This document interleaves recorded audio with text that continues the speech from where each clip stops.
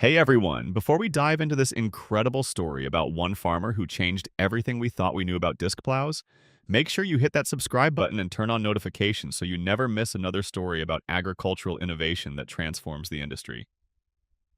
Picture this. It's 1926 in rural Illinois. The farming community is buzzing with talk about a revolutionary new implement called the disc plow.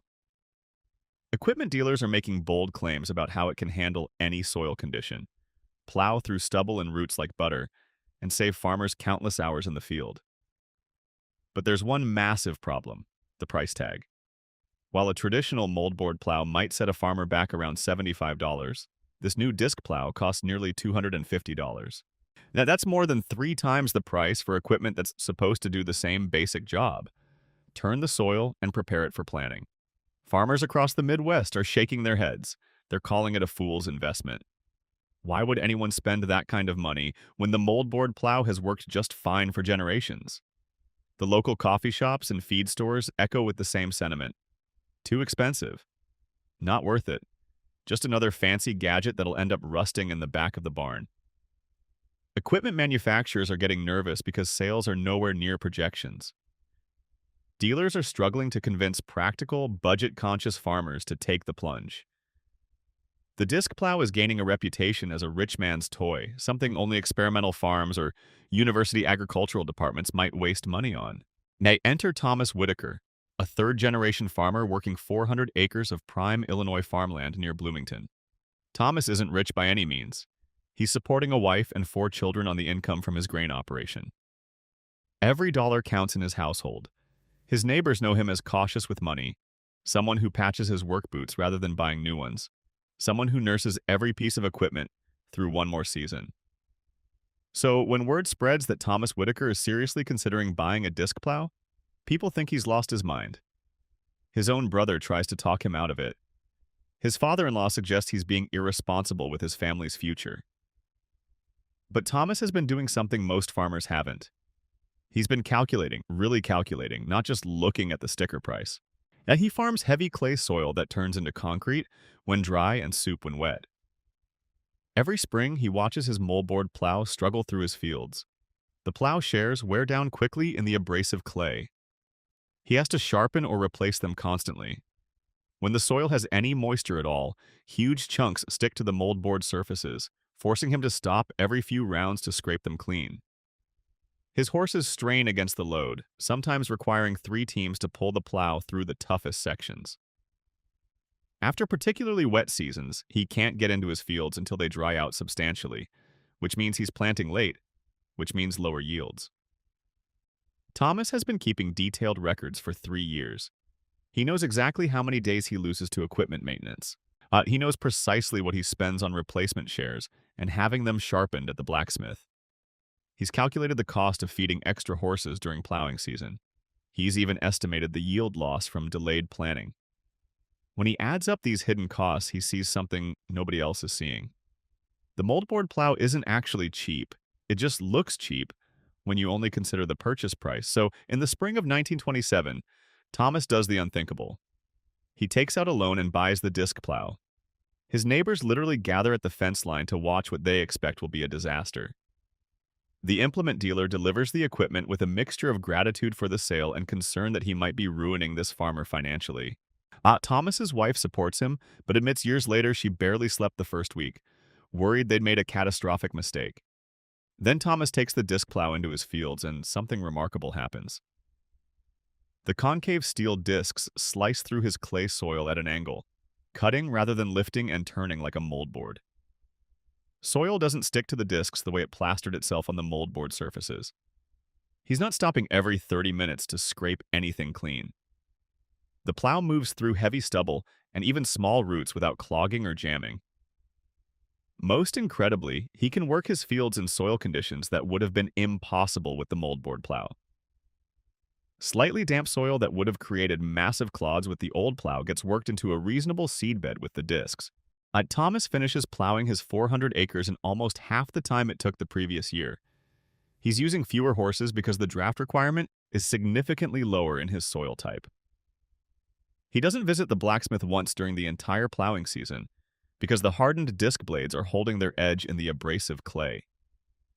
When a disc does eventually need replacing, it's a simple bolt-on job he can do himself rather than requiring skilled blacksmith work. He gets his crop planted 2 weeks earlier than usual because he could work his fields in conditions that previously would have forced him to wait. That fall, Thomas Whitaker harvests the best crop he's ever grown. The earlier planting date means his corn matures before the early September drought that hits the region. His neighbors, and who planted late because they had to wait for ideal moldboard plowing conditions, see significantly reduced yields. Thomas pays off half his disc plow loan with the extra income from that single harvest. More importantly, he's getting his evenings back. He's not spending hours maintaining equipment or dealing with constant breakdowns. He's not exhausted from wrestling with stuck plows and overworked horses. Word starts to spread, but not the way it spread before. Now farmers aren't talking about the price tag in isolation. They're coming to Thomas's farm to see the implement in person. They're asking detailed questions about operating costs, maintenance requirements, and time savings. Thomas, being the meticulous record keeper he is, shows them his actual numbers.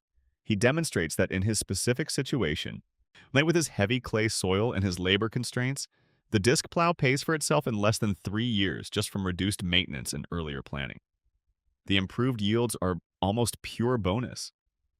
One of the first converts is Harold Jensen, who farms similar heavy soil about 10 miles away. Harold has been the most vocal critic of the disc plow, calling it a waste of money at every opportunity.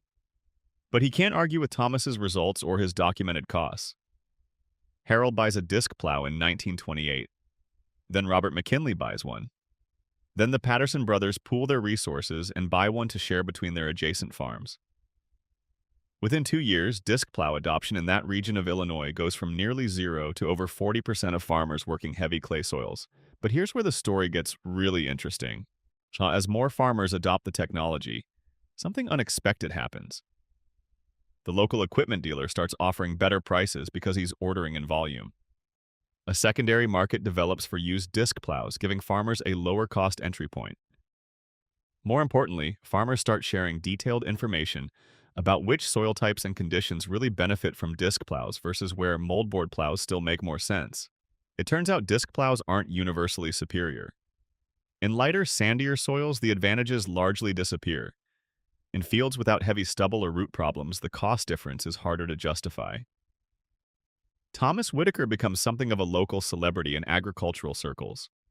He's invited to speak at the County Farm Bureau meeting. That extension agents from the University of Illinois come to study his operation and his cost records. His detailed documentation becomes the basis for one of the first serious cost-benefit analyses of disc plow technology. What makes Thomas's contribution so valuable isn't just that he proved the disc plow could work. It's that he proved it with numbers, not opinions. He showed other farmers how to calculate true ownership costs, not just purchase prices. The lessons from Thomas's story spread far beyond disc plows. He inadvertently taught an entire generation of farmers to think differently about equipment investments.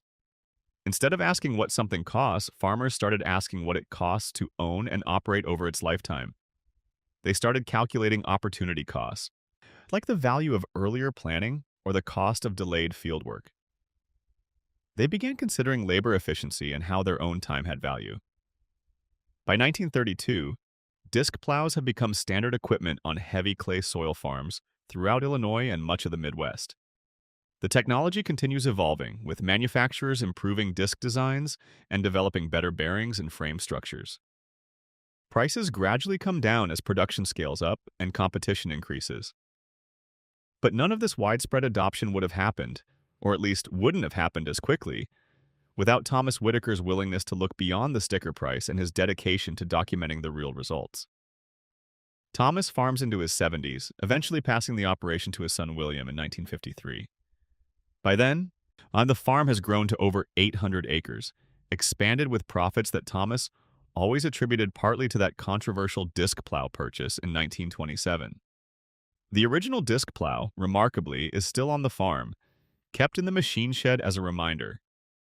William eventually donates it to a local agricultural museum where it sits today with a small plaque telling his father's story. Agricultural historians now recognize Thomas Whitaker's contribution as an example of how farming innovations actually spread. It's rarely about the technology itself being revolutionary. More often, it's about someone credible within the farming community taking a calculated risk, documenting the results honestly, and sharing that information with neighbors. Thomas didn't work for an equipment company. He wasn't trying to sell anything. He was just a farmer, solving his own problems, and willing to talk openly about what worked and what it really cost. The broader lesson from this story extends well beyond 1920s farm equipment. In every era of agriculture, new technologies emerge with high upfront costs and bold promises.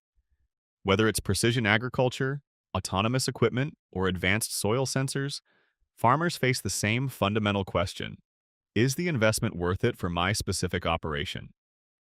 The legacy of farmers like Thomas Whitaker is the framework for answering that question. Don't just look at purchase price, calculate total cost of ownership. Factor in your specific conditions and constraints. Document your results.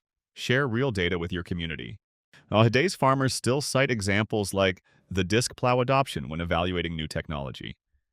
They understand that sometimes the expensive option is actually the economical choice when you account for all the variables. They also understand that expensive doesn't always mean better, that technology has to match your specific situation. The disc plow worked brilliantly for Thomas Whitaker's heavy clay. It would have been a waste of money for a farmer working sandy loam. What makes this story particularly powerful is how it challenged the assumption that farmers resistant to new technology are simply stubborn or backward thinking. The farmers who initially rejected the disc plow weren't wrong to be skeptical of an implement costing 3 times the standard price. They were being rational and cautious with limited resources. What they lacked wasn't intelligence or ambition. They lacked the detailed cost analysis that would show them the real economics. Once Thomas provided that analysis with real numbers from an actual farm operation, adoption happened quickly among farmers whose situations matched his. Thomas Whitaker passed away in 1961 at the age of 78. His obituary in the local paper mentioned his service on the school board and his leadership in the county farm bureau, but it didn't mention the disc plow. That detail was too far in the past, too ordinary by then to seem noteworthy. But people who knew farming history understood his contribution. He didn't invent the disc plow. He didn't even improve its design. What he did was prove its value in a way that mattered to the people who needed to use it. Now, the next time you hear about some new technology that seems too expensive, whether in farming or any other field, remember Thomas Whitaker and his disc plow. Remember that price and cost aren't the same thing. Remember that the true test of value comes from careful documentation in real-world conditions. And remember that sometimes the person who seems reckless for buying the expensive option is actually the one doing the most careful math. There's actually a fascinating epilogue to Thomas's story that illustrates just how timeless these lessons really are.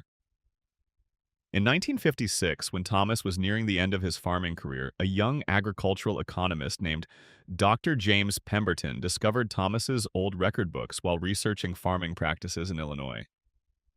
Those meticulous journals that Thomas had kept for decades, and documenting every expense and every yield figure, became the foundation for Pemberton's groundbreaking research on farm mechanization adoption patterns. Pemberton published a paper that essentially validated everything Thomas had discovered through practical experience. The study showed that farmers who took time to calculate total cost of ownership adopted beneficial technologies years faster than those who only looked at purchase prices. It's remarkable to think that Thomas's careful note-taking, done simply to justify his decision to his worried wife, would eventually influence academic agricultural economics for generations to come. What's equally interesting is that Thomas's approach to problem-solving reveals something about successful farmers that you don't often hear discussed. And it wasn't just that he was willing to spend money on innovation. Plenty of farmers have wasted fortunes on equipment that didn't suit their needs. Thomas succeeded because he combined 3 crucial qualities.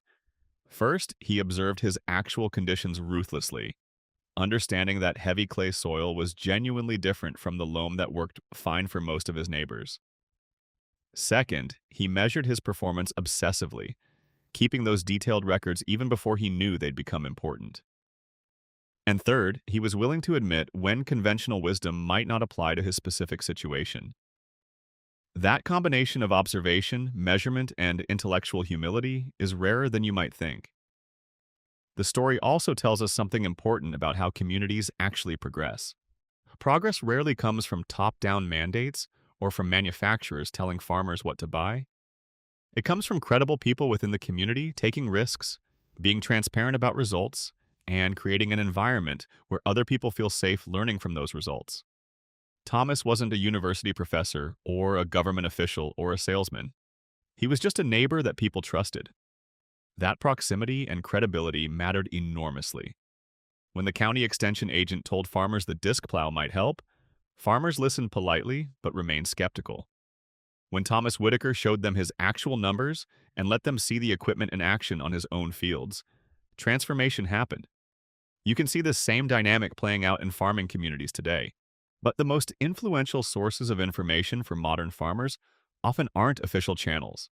They're other farmers who've documented their experiences with new practices, whether that's adopting cover crops, changing irrigation strategies, or trying new crop varieties. A farmer will drive past a neighbor's field a dozen times before finally stopping to ask what they're doing differently. Once they get honest feedback about what worked and what didn't, they're far more likely to try it themselves than if they'd read the same information in a magazine or heard it from a salesman. Thomas's story also reminds us that being skeptical of expensive new technology is actually a sign of good business sense, not a lack of progressiveness. The farmers who initially rejected the disc plow weren't stupid. They were protecting their families' livelihoods with the tools they understood. The shift toward adoption happened when evidence accumulated, not when criticism intensified. Too often, we frame resistance to new ideas as a character flaw. But actually, in farming and in life, a certain amount of healthy skepticism toward expensive changes is prudent. Thomas earned the right to change people's minds because he respected their skepticism enough to answer it with data. Consider also what didn't happen in this story. There was no government subsidy pushing farmers toward disc plows. There was no advertising campaign making wild claims. There were no regulations requiring adoption. The technology spread because it genuinely solved problems for people who had those specific problems, and because someone credible demonstrated that clearly. Now, that's actually a really important model for how genuine progress happens. Real adoption of useful innovations tends to be gradual, localized, and driven by documented results rather than by promotion. The disc plow itself eventually became obsolete, of course. By the 1960s and 70s, as farms grew larger and equipment became more specialized, different plow designs emerged that were better suited to mechanical planning systems and larger field operations. But the principles that Thomas demonstrated about evaluating technology and adopting based on actual conditions never became obsolete. Every major equipment innovation that followed faced the same questions. Was the investment justified by the actual returns? Did the technology match the farmer's specific soil type and operation size? Like, could the farmer document the improvement clearly enough to know whether it had been a good decision? Thomas Whitaker's legacy in agriculture is actually more influential than most famous inventors or equipment designers because he established a way of thinking rather than a specific machine. He showed that the question isn't whether new technology is good or bad in general. The question is whether it's good for your specific situation, and you can only answer that by doing the math. You measure your current costs accurately. You evaluate the claimed benefits skeptically. You try the new approach on a scale that matters but doesn't threaten your operation. You document what happens, and then you share what you learned honestly with others who face similar challenges.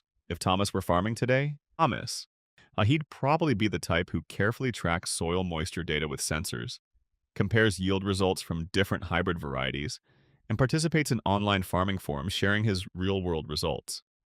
He'd have his data backed up in the cloud instead of handwritten in ledgers, but his fundamental approach would be identical. Measure carefully.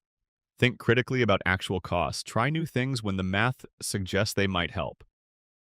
Share real numbers with your community. Those practices mattered in 1927, and they matter just as much now in an era of precision agriculture and data analytics. What strikes me most about Thomas's story is how it reveals that the best innovations often don't come from revolutionaries trying to overturn the system. They come from thoughtful people working within the system and asking better questions than anyone asked before. Thomas didn't challenge the idea that farmers should plow before planting. He challenged the assumption that the cheapest tool was always the best choice. That seemingly small shift in perspective ultimately changed how an entire industry evaluated equipment investments for generations. So as we wrap up this story, I want to leave you with this thought. Whenever you face a significant decision, whether it's about money or time or resources, ask yourself whether you're thinking like Thomas Whitaker. Are you looking only at the obvious costs, or are you calculating the true total cost? Are you considering your specific situation, or are you assuming general rules apply to you? Are you willing to look foolish by trying something your neighbors think is wasteful? And critically, are you documenting your results clearly enough that you'll actually know whether you were right or wrong? Thomas Whitaker probably never thought of himself as innovative. He was just a farmer solving his own problems and being honest about the results. But sometimes that's exactly what innovation looks like. It's not flashy, it's not revolutionary.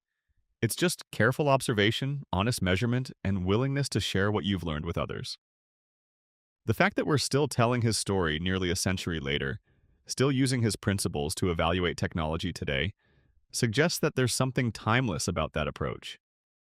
Thank you so much for sticking with this story all the way through. I hope it gave you something to think about, whether you're involved in farming or simply thinking about how technology decisions get made in any field. If you enjoyed learning about how real innovations actually spread through communities and how careful thinking can challenge conventional wisdom, please hit that subscribe button. We've got so many more stories about the people and ideas that shaped agriculture and changed how we think about farming. Every subscription helps us keep telling these stories that deserve to be remembered. Thanks for watching.